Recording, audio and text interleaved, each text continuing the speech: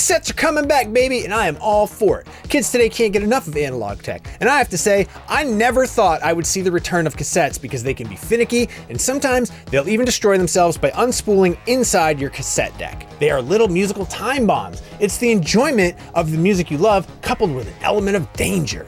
It's thrilling.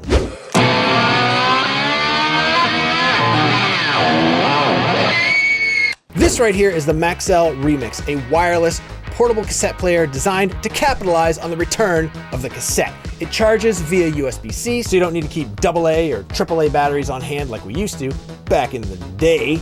It also connects to your modern wireless Bluetooth headphones, so you don't need to worry about your headphones being violently ripped from your head because the cord caught on a doorknob as you passed by. You can still connect normal wired headphones. If you want to, I guess it'll definitely help set the mood, and if you get a genuine pair of portable cassette player headphones from the 80s or 90s, you'll wonder how in the hell anyone could wear them for any length of time. Seriously, those old stock headphones that were packed in were among the most uncomfortable tech that we used to subject ourselves to on a regular basis back in the day. You can still find them occasionally at thrift stores, and if you do come across a pair, throw caution to the wind and buy them. Wear them around for a little while and feel them tearing into your scalp with their little bare metal crosspiece, and let them pinch your skull uncomfortably until you feel like your head has been in a vice. Listen, do you hear? That is the sound of ultimate suffering. The price we paid to be cool, or in my case, to try to be cool, was astonishing. I used to fall asleep with those craptacular headphones on and wake up to find my sleep paralysis demon standing over me, looking concerned. The Maxell Remix is one of many modern cassette players, and I already know what you're writing in the comments, so don't even bother. I also watch Tech Moan videos. I think he's great. He's brilliant. He's probably the person I trust more than anyone online when it comes to cassette player recommendations. But I'm gonna get it out of the way right now. Yes, this seemingly uses the same mechanism as all the other modern cassette players. And yes, I am fully aware that it is not at the same caliber as the ones you'll find in like a Nakamichi Dragon. I'm gonna say it right now and right here. I honestly don't think it matters in the least. If you're an audiophile, why are you listening to cassettes in the first place, you freaking weirdo? They ask you how you are, you just have to say that you're fine when you're not really fine, but you just can't get into it. And furthermore, you probably already have a vintage cassette deck, or you don't have any cassette player at all, and you just want to sound off in the comments below, which is fine. I welcome a rousing discourse where we can all shop together in the marketplace of ideas. So here's why I don't think the mechanism matters at all. The revival of cassette releases isn't about music quality at all. If it were, people would only concern themselves with really expensive reel-to-reel recordings and not these cheapo tapes my friends and I used to all keep in our cars. The revival of cassette tapes is perfectly in line with the youth's current passion for all things 1990s and early 2000s. I am completely in favor of Gen Z being into the 90s because I finally have something in common with my kids. I am one step closer to being able to have a meaningful conversation with them. Where's my dad? I'm all alone. That is a joke. I have a great relationship with my kids. I love you guys. Aww. But it is primarily this obsession with a past they never experienced, coupled with the wistful nostalgia of Gen Xers as they enter their sunset period of their lives, that's brought cassettes back from the dead. Great Scott. Sabrina Carpenter's Man's Best Friend album was released on cassette. The soundtrack to that new Michael Jackson movie is available, and tons of older albums are getting new releases on tape. For a lot of kids entering their early 20s, this is a technology they might only have the slightest memory of experiencing, if they experienced it at all. And unlike the 8-track format, which never saw a resurgence because it sucks too much, the compact cassette, that's what the format is actually called, sucks just enough to be interesting, but not so much it's completely unlistenable. Mostly.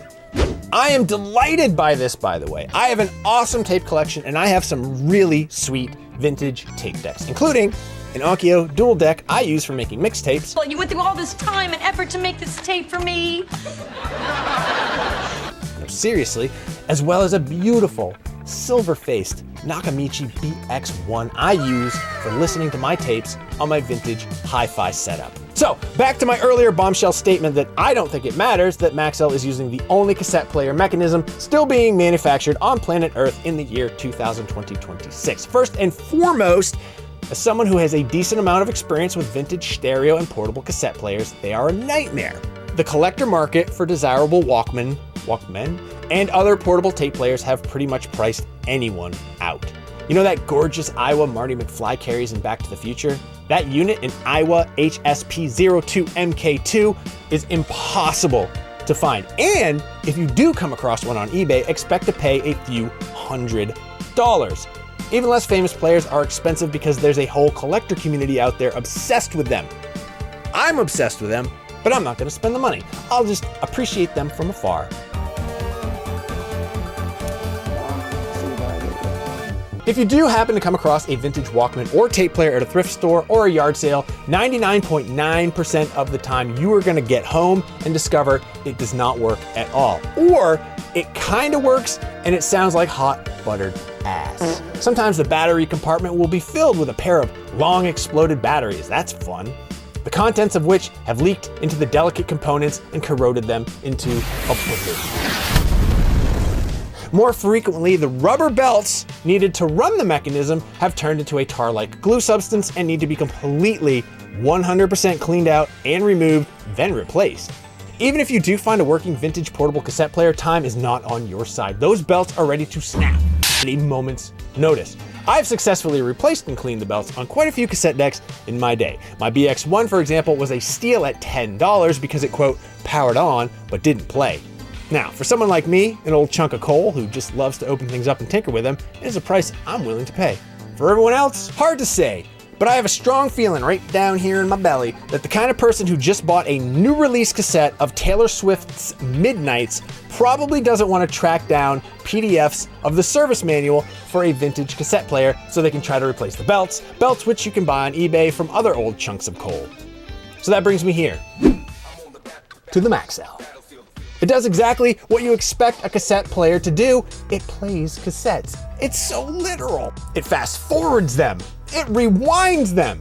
And you can make them stop with a convenient stop button. Or you can just wait for the tape to end and it will stop itself. There's no frills here, just plain old mechanical buttons doing plain old mechanical button things.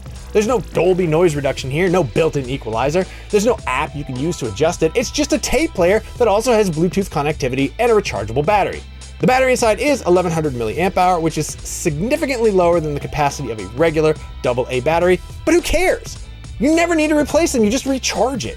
You never have to worry about finding the forbidden green sugar crystals from an exploded pair of batteries inside the battery compartment either, because there's no AA batteries and there's no battery compartment. The sound quality from the Maxell Remix is exactly what I was expecting from a device like this, which is to say it is not great. Big shrug, but listen, as much as it drives me insane, people listen to music from their phone speakers now, so a high fidelity audio experience just isn't a priority for most people. Honestly, the fact cassettes sound kind of crappy, even on good equipment, is part of the reason people like them, for the same reason some people love the crackle and pop of a poorly cared for vinyl record. This goes a little beyond just the normal tape hiss though. You can actually hear the mechanism spinning away, flinging electromagnetic waves into the audio components and getting in the way of my vintage copy of Soundgarden's Super Unknown, which I have right here. Which, by the way, is a chrome tape, which isn't supported by the Maxell. It still plays just like normal, but without the audio benefits afforded by chrome tape. Now I know what you're thinking.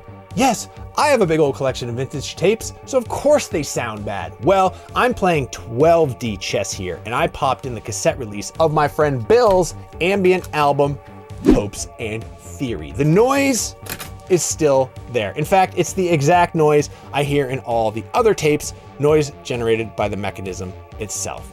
So there's that. Doesn't matter if the tape is old or the tape is new, you're still gonna hear that horrible sound. Basically, if you're looking for an audiophile's cassette deck, you're gonna have to save your pennies to buy a Nakamichi Dragon or a BX1, like me. Did I mention I restored a BX1? I think maybe I did. Also, they don't make pennies anymore, so the bag's on me. However, if you're looking for a fun piece of throwback tech that looks sleek, connects to your existing Bluetooth headset, and even has a clip on it so you can stow it on the belt of your spandex unitard for your aerobics class, dude, this is it. There are a bunch of portable tape decks out there, but this is the one I recommend just for the rechargeable battery and the wireless connectivity. It is far from perfect, but that's kind of the point of cassette tapes in 2026. They're fun and interesting, and they look cool, and you have to use a pencil to make sure they're torqued up properly before you play them. It's intentional, but not as intentional as vinyl, and besides, you can't jazzercise with a portable record player anyway. It would skip all over the darn place. For more modern retro tech, check out my review of the Commodore 64 Ultimate, and for everything else, keep it right here on IGN.